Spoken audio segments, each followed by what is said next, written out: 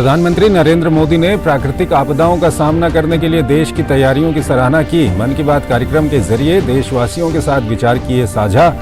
चक्रवात बिपरजॉय से निपटने के लिए कच्छ के लोगों की हिम्मत और तैयारियों की भी की जमकर प्रशंसा।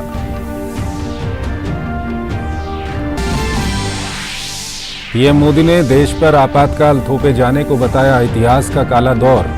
लोकतंत्र समर्थकों पर किए गए अत्याचारों का किया जिक्र। युवा पीढ़ी से लोकतंत्र के मायने और उसकी अहमियत समझने का किया आह्वान। प्रधानमंत्री ने अंतर्राष्ट्रीय योग दिवस को लेकर दुनिया भर में हो रही तैयारियों को लेकर जताया उत्साह। पीएम मोदी ने की लोगों से योग को रोजमर्रा की जिंदगी का हिस्सा बनाने की अपील। पीएम यूएन मुख्यालय में योग दिवस पर आयोजित कार्यक्रम में लेंगे भाग।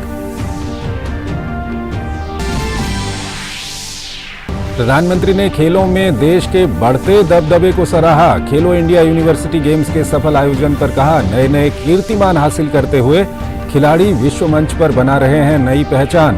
कहा, जूनियर और पुरुष महिला हॉकी टीम ने एशिया कप जीतकर तिरंगे की बढ़ाई शान।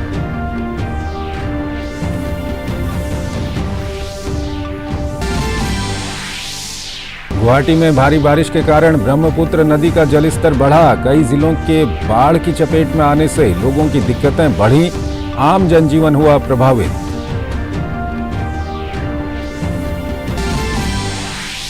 इंडोनेशिया ओपन बैडमिंटन टूर्नामेंट के पुरुष डबल्स के फाइनल में आज भारत के चिराग शेट्टी और सात्विक साईराज की जोड़ी का मलेशिया के आरोन चिया और वुई यिक सोह की जोड़ी से होगा मुकाबला। सेमीफाइनल में भारतीय जोड़ी ने कोरियाई जोड़ी को कड़े संघर्ष में दी थी शिकस्त।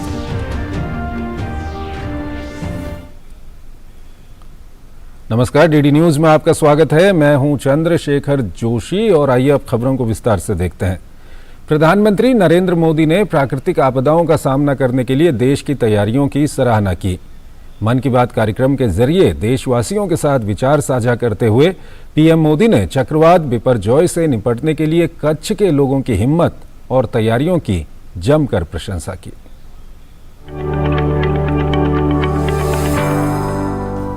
प्रधानमंत्री नरेंद्र मोदी ने मन की बात कार्यक्रम में प्राकृतिक आपदाओं का सामना करने के लिए देश की तैयारियों की सराहना की।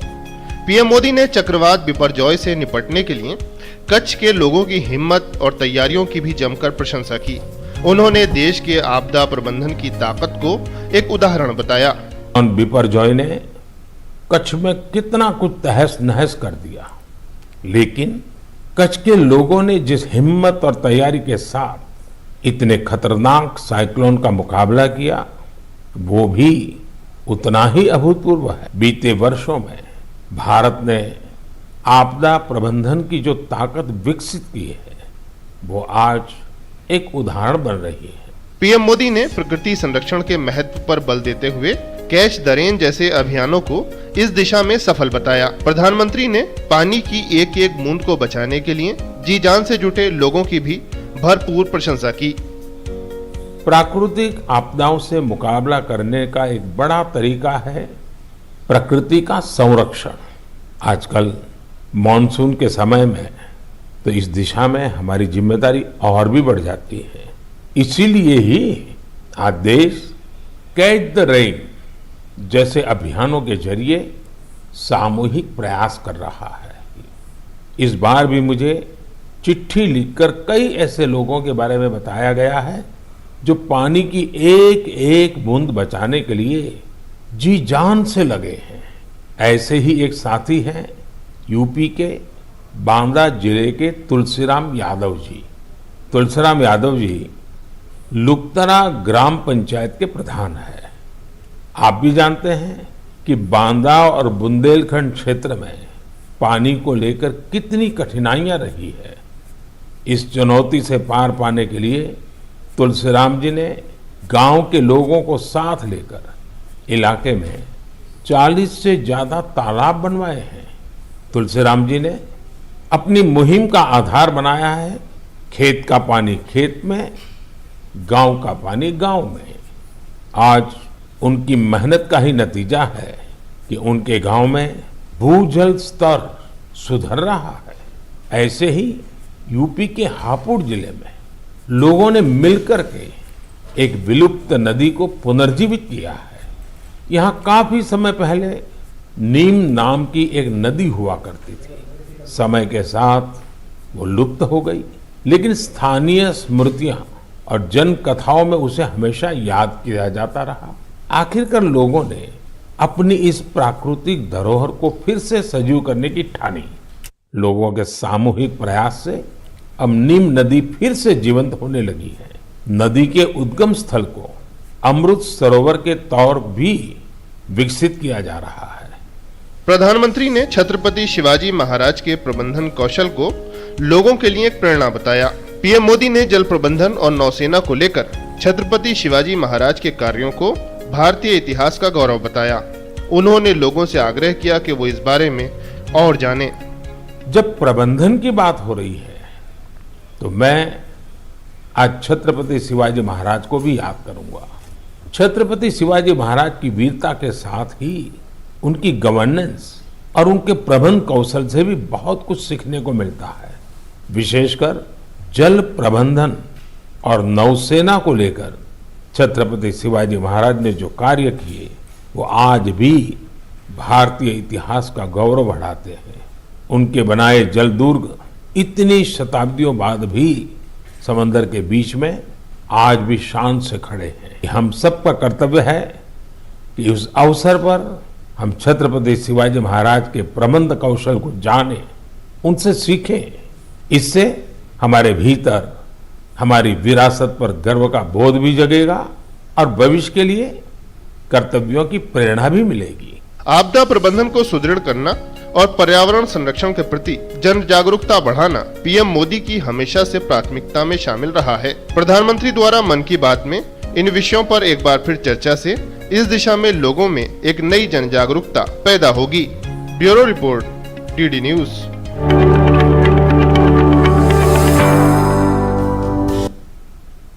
पीएम मोदी ने देश पर आपातकाल थोपे जाने को इतिहास का काला दौर बताया।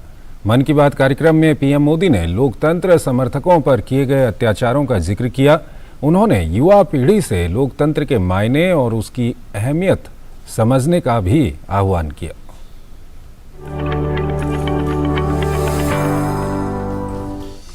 प्रधानमंत्री नरेंद्र मोदी ने मन की बात कार्यक्रम में आपातकाल को इतिहास का काला दौर बताया। उन्होंने इस दौर में लोकतांत्रिक मूल्यों का हनन होने पर दुख जताया। पीएम मोदी ने भारत को लोकतंत्र की जननी बताते हुए लोकतांत्रिक आदर्शों पर बल दिया। भारत लोकतंत्र की जननी है, मदर ऑफ डेमोक्रेसी है। हम अपने लोकतांत्रिक आदर्शों को सर्वोपरि मानते हैं, अपने संविधान को सर्वोपरि मानते हैं।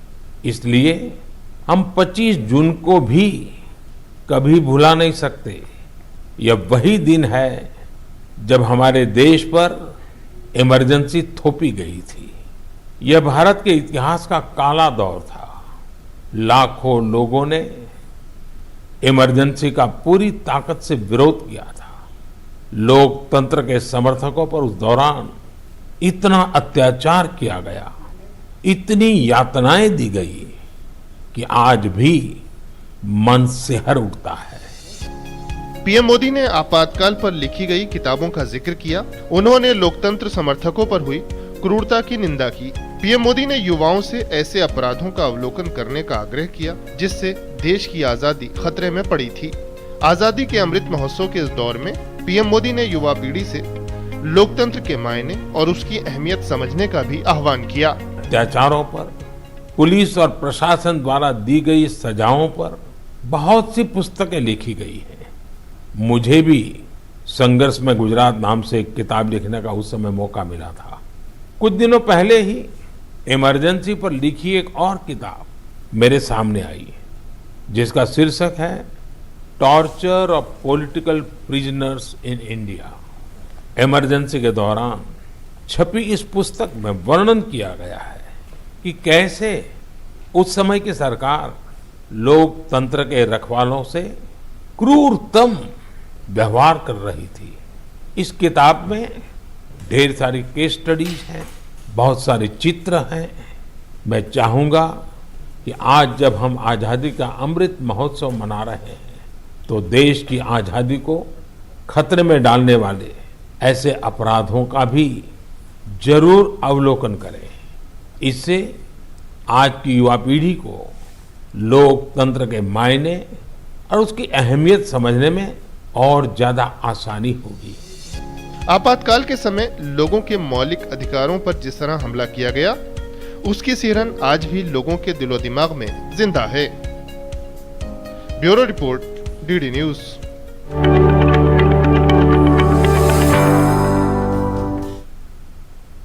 प्रधानमंत्री नरेंद्र मोदी ने मन की बात कार्यक्रम में लोगों से योग को जीवन में अपनाने का आग्रह किया। पीएम मोदी ने कहा कि जब आप योग से जुड़ेंगे तो आपके जीवन में काफी बड़ा परिवर्तन आएगा।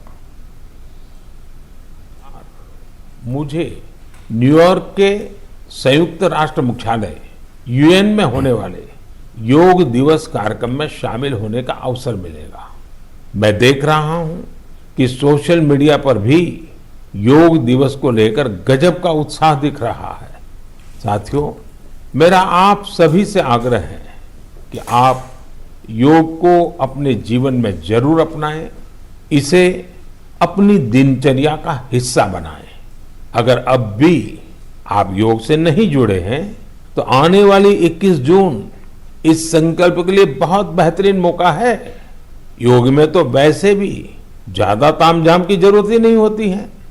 देखिए, जब आप योग से जुड़ेंगे तो आपके जीवन में कितना बड़ा परिवर्तन आएगा। प्रधानमंत्री नरेंद्र मोदी ने देशवासियों से, खासकर शहरों में रहने वाले लोगों से जापान की मियावाकी पद्धति के बारे में जानने और इसे अपनाने का आह्वान किया है। उन्होंने कहा कि इसके जरिए देशवासी अपनी धरती और प्रकृति को हरा भरा और स्वच्छ बनाने में अमूल्य योगदान दे सकते हैं। प्रधानमंत्री ने बारामूला की डेयरी इंडस्ट्री का जिक्र करते हुए कहा कि हमारे देश का हर हिस्सा संभावनाओं से भरा हुआ है।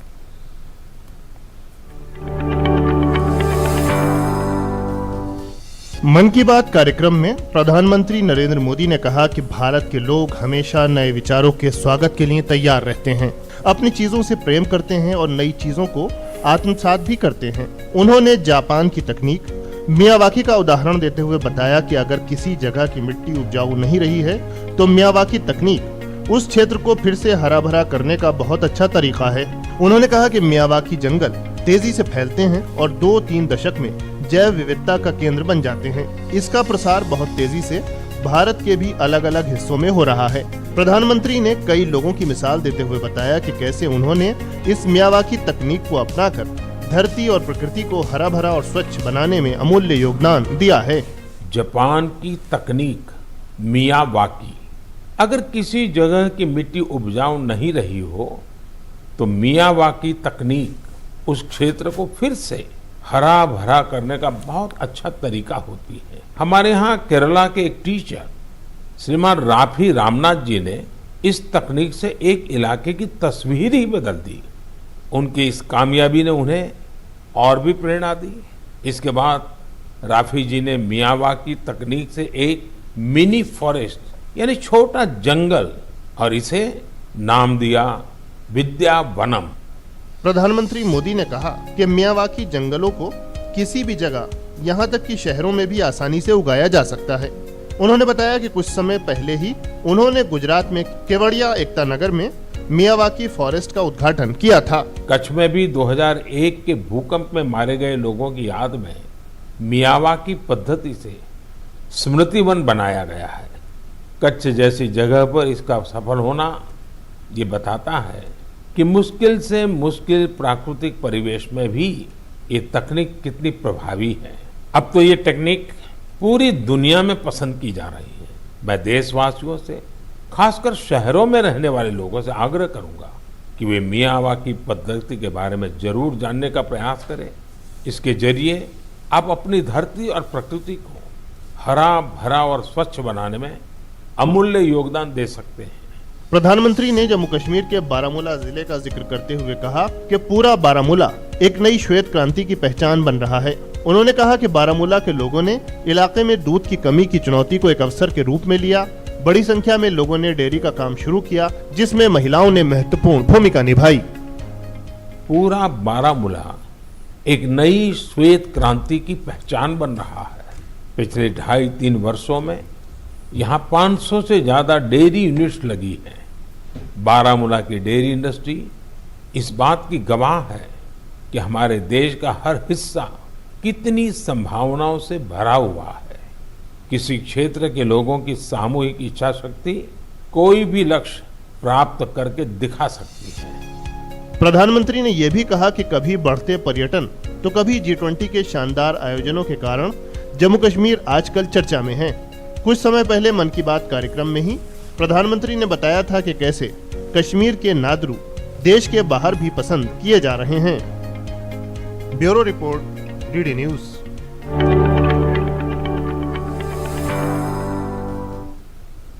प्रधानमंत्री नरेंद्र मोदी ने मन की बात कार्यक्रम के जरिए खेलों में देश के बढ़ते दबदबे को सराहा है। प्रधानमंत्री ने कहा कि जूनियर और पुरुष महिला हॉकी टीम ने एशिया कप जीतकर विश्व भर में तिरंगे की शान बढ़ाई है। साथ ही साथ प्रधानमंत्री ने एशियन अंडर 20 एथलेटिक्स चैंपियनशिप में शानदार प्रदर्शन करने वाले भारतीय दल की भी प्रशंसा की है। मेरे प्यारे देशवासियों, इसी महीने खेल जगत से भारत के लिए कई बड़ी खुशखबरियां आई हैं। भारत की टीम ने पहली बार विमेन्स जूनियर एशिया कप जीतकर तिरंगे की शान बढ़ाई है। इसी महीने हमारी मेंस हॉकी टीम ने भी जूनियर एशिया कप जीता है। इसके साथ ही हम इस टूर्नामेंट के इतिहास में सबसे अधिक जीत दर्ज करने वाले टीम भी बन गए हैं। जूनियर शूटिंग वर्ल्ड कप, उसमें भी हमारी जूनियर टीम ने भी कमाल कर दिया। भारतीय टीम ने इस टूर्नामेंट में पहला स्थान हासिल किया है। इस टूर्नामेंट में कुल जितने गोल्ड मेडल थे उसमें से 20% अकेले भारत के खाते में आए हैं। इसी जून में एशियन अंडर 20 एथलेटिक चैंपियनशिप भी हुई। इसमें भारत पदक तालिका में 45 देशों में टॉप 3 में रहा। प्रधानमंत्री ने अंतर्राष्ट्रीय स्तर पर भारतीय खिलाड़ियों के शानदार प्रदर्शन की बात करते हुए कहा कि देश के युवा अब उन खेलों में नाम रोशन कर रहे हैं जिसमें भारत की कोई पहचान नहीं थी।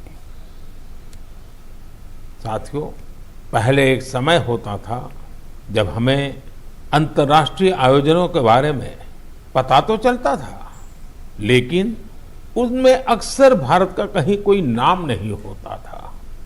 लेकिन आज मैं केवल पिछले कुछ सप्ताह की सफलताओं का जिक्र कर रहा हूं तो भी लिस्ट इतनी लंबी हो जाती है। यही हमारे युवाओं की असली ताकत है। ऐसे कितने ही खेल और प्रतियोगिताएं हैं जहां आज भारत पहली बार अपनी मौजूदगी दर्ज करवा रहा है। जैसे कि लॉन्ग जंप में श्री शंकर मुरली ने पेरिस डायमंड लीग जैसे प्रतिष्ठित आयोजन में देश को ब्रॉन्ज दिलाया है। ये इस प्रतियोगिता में भारत का पहला मेडल है। ऐसे ही एक सफलता हमारी अंडर 70 वुमेन रेसलिंग टीम ने किर्गिस्तान में भी दर्ज की है। मैं देश के इन सभी एथलीट्स, उनके पेरेंट्स और कोचिज सबको उनके प्रयासों के लिए बहुत बहुत बधाई देता हूं।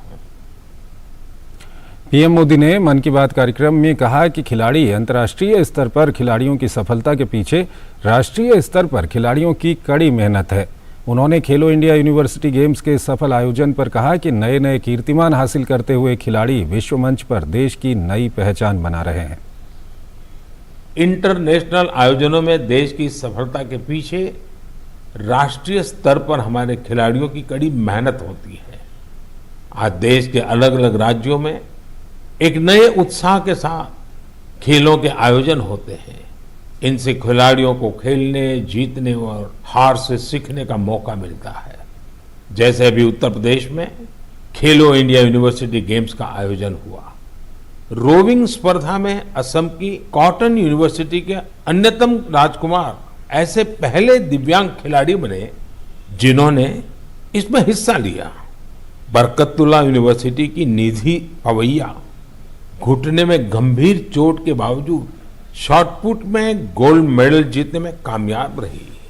बेहतरीन प्रदर्शन करने वाले बहुत सारे एथलीट्स को टॉप स्कीम से भी बहुत मदद मिल रही है। हमारे खिलाड़ी जितना खेलेंगे उतना ही खिलेंगे। एक छोटा सा ब्रेक लेते हैं। I practice yoga every day. It has nurtured and enriched my life.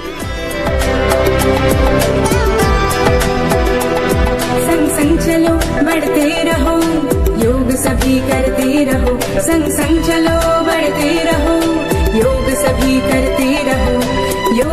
योग करने से स्मरण शक्ति बढ़ती है, सब आसानी से याद हो जाता है। योगा ही जीवन का एक आधार है। योग से बॉडी बहुत फ्लेक्सिबल होती है। बढ़ते रहो, योग सभी करते रहो। मैं प्रतिदिन योग करता हूँ, इसने मेरा सामर्थ्य और आत्मविश्वास बढ़ाया है। आप भी योग अपनाएं, स्वस्थ, सानंद और ऊर्जावान रहें। आयुष मंत्रालय, भारत सरकार द्वारा जनहित में जारी। वसुधैव कुटुम्बकम्।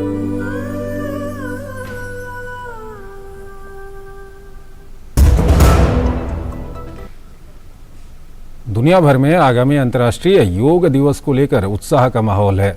बांग्लादेश में योग दिवस को लेकर तैयारियां जोरों पर हैं। इंदिरा गांधी सांस्कृतिक केंद्र ने योगाभ्यास का आयोजन किया, जिसमें बड़ी संख्या में लोगों ने उत्साह के साथ भाग लिया।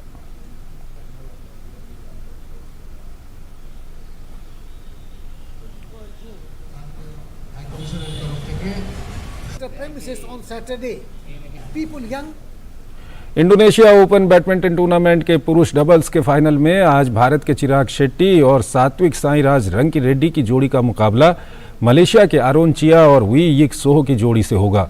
इससे पहले कल सेमीफाइनल में भारतीय जोड़ी ने दक्षिण कोरिया के मिन ह्यूक कांग और सेउंग जे सेओ की जोड़ी को 17-21, 21-19, 21-18 से हराकर फाइनल में प्रवेश किया था। वहीं पुरुष सिंगल्स के सेमीफाइनल में भारत के एच.एस. प्रणॉय को हार का सामना करना पड़ा। प्रणॉय को डेनमार्क के विक्टर एक्सेलसेन ने 21-15, 21-15 से हराया था।